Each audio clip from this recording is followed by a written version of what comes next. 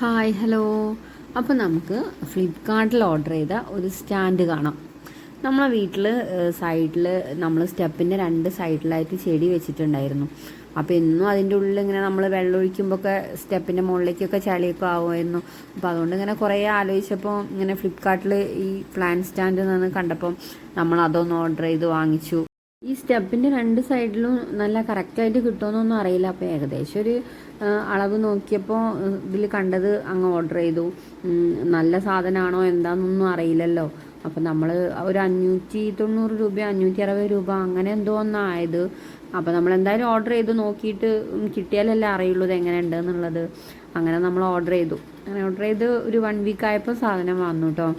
സാധനം വന്നു എന്ന് പറഞ്ഞാൽ അപ്പോൾ പൊട്ടിക്കുന്നവരെ ഭയങ്കര പേടിയായിരുന്നു. കവറൊക്കെ പൊട്ടിക്കാൻ കുറച്ച് ഭയങ്കര വലിയ പാക്കായതിനെ കൊണ്ട് അത് വലിച്ചെടുക്കാനൊന്നും കഴിഞ്ഞില്ല. അതുകൊണ്ട് അത് കീറി മുറിച്ച് പൊട്ടിച്ചെടുത്ത് പുറത്തെടുത്തപ്പോൾ അടിപൊളി സ്റ്റാൻഡ്, നല്ല നീറ്റായിട്ട്, ഒരു കുറ്റവും പറയാനില്ല, ഒന്നും പറയാനില്ല. അത്രയും നല്ല സ്റ്റാൻഡ്. അതിൻ്റെ പെയിൻറ്റിങ്ങും ഒക്കെ നല്ല ഭയങ്കര ഫിനിഷിങ്ങിൽ എല്ലാവർക്കും കണ്ടപ്പോൾ ഭയങ്കര ഇഷ്ടമായി. എനിക്കും അങ്ങനെ തന്നെ ഭയങ്കര തൃപ്തിയായി. ഒരു സാധനം ഓർഡർ ചെയ്തിട്ട് ഒരു നല്ല അത്രയും നല്ലൊരു ഇതിൽ വന്നപ്പോൾ ഭയങ്കര സന്തോഷമായി.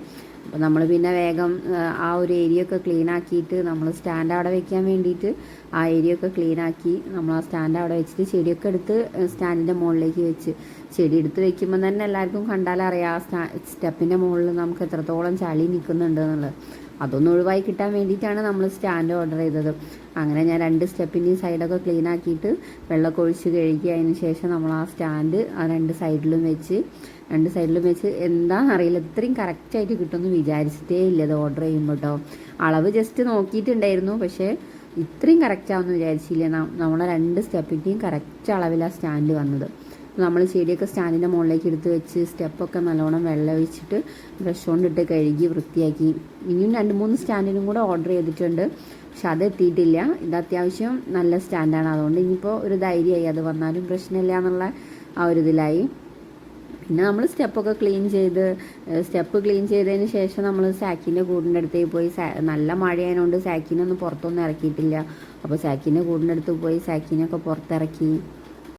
നല്ല മഴ ആയതുകൊണ്ട് രാവിലെ ഒന്നും സാക്കി പുറത്തിറങ്ങിയിട്ടില്ലല്ലോ. അപ്പോൾ അവന് ഞാൻ നേരത്തെ തന്നെ ഒന്ന് ഫുഡൊക്കെ കൊടുത്ത് അവനെ കൂട്ടിലാക്കി. അതിന് ശേഷം ഈ മഴ പെയ്തിട്ട് മുറ്റത്ത് മുഴുവനും പൂപ്പൽ പിടിച്ചിട്ടുണ്ടായിരുന്നു. അപ്പോൾ അതൊക്കെ ഒന്ന് ക്ലീനാക്കി. അത് ക്ലീനാക്കിയതിന് ശേഷം നമ്മളെന്താ പറയുക, മുറ്റത്തൂടെ നടക്കാൻ കഴിയില്ല. അപ്പോൾ ഈ വഴുക്കലൊക്കെ പോകാൻ വേണ്ടിയിട്ട് ഒരു പൊടി വിതറിയിടൂലേ.